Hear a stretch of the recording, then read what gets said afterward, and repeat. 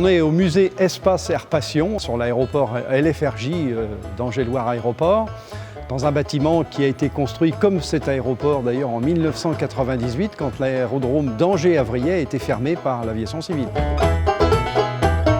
On veut transmettre notre passion aux jeunes, où on les initie à toutes les activités, toutes les technologies aéronautiques. Et puis c'est aussi un musée, bien évidemment, qui est voué à la préservation du patrimoine aéronautique. Des avions, des planeurs, mais aussi un centre d'archives qui est à peu près unique en Europe. Les clubs aéronautiques, et notamment les clubs de vol à voile, dans ces années 70-80, étaient tout à fait habitués à brûler un planeur qui n'était plus valide, ce qui a fâché beaucoup Christian Ravel, qui était pilote de ligne à Air France et passionné d'aéronautique.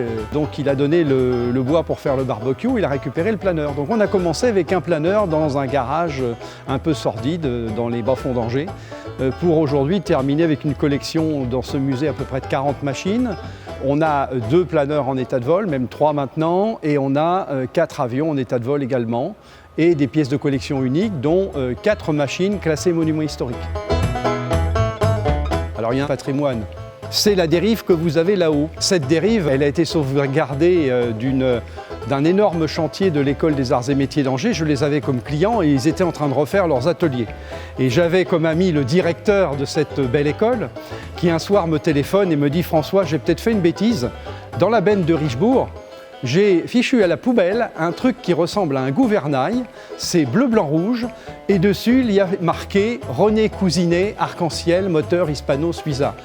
Alors en fait l'histoire c'est que René Cousinet c'est un Vendéen, il fait son école des arts et métiers à Angers dans les années 30, il fonde une société, les avions René Cousinet, et donc il va construire cet avion-là, qui est l'arc-en-ciel, tout en bois étoile, 33 mètres d'envergure, 30 mètres de long. Et avec cette très belle machine, ils vont traverser avec Mermoz 6 fois l'océan Atlantique sans aucun pépin.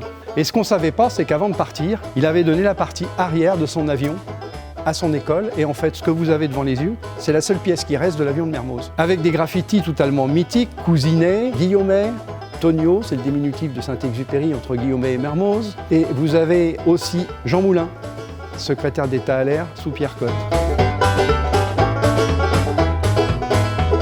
Donc là, on va aller voir le bâtiment réserve, 1500 m² de réserve, le coffre à jouets de notre musée Espace Air Passion.